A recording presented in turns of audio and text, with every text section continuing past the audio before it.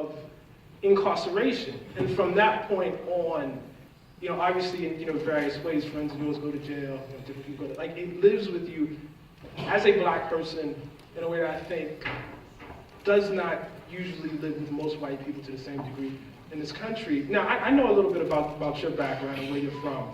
I wonder if you would just talk a little bit about where you're from and how you first became aware of the system of incarceration, of jail and of prisons.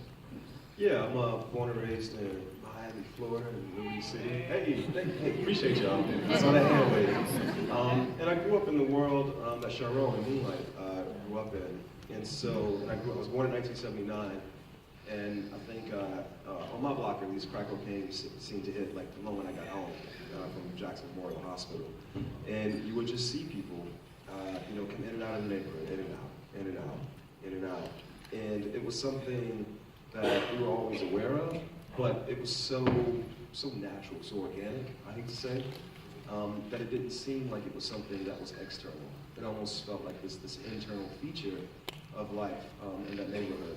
It's interesting making this film because what I really started to understand about this novel and a lot of Mr. Baldwin's work is this idea of trauma.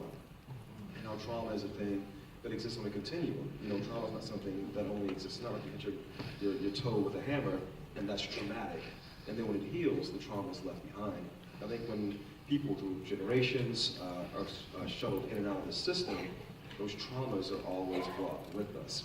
And I think as men, particularly as black men, we think that once we get out of the institution, out of the system, we can just bury the trauma, we can leave it behind. But I think what I found in this novel in particular, was that trauma is reverberating throughout the community, throughout the family, and that it's always somehow, the Hemingway iceberg theory beneath the surface, it's there, just weighing down on all these young men. And that was the initial thing that grabbed me about tissue finding with families was this idea of where is this trauma going to be placed, and how is the family dealing with it? And there's this child at the end. How is that child going to be buffeted from this trauma? And that's how I related to my childhood. Was it a hard film to end? It was an incredibly hard film to end. I mean, the hardest part of it, this movie took twice as long to edit as Moonlight. That's the only comparison I can make in my career. And part of that was trying to understand what the ending of this film needed to be. When you make an adaptation, it's interesting. I have so much respect and admiration for Mr. Baldwin, and yet Beale Street the novel is not Beale Street the film. The one thing exists on the page, the other thing exists on the screen, and the ending is, and how many people have read the novel that Beale Street the top?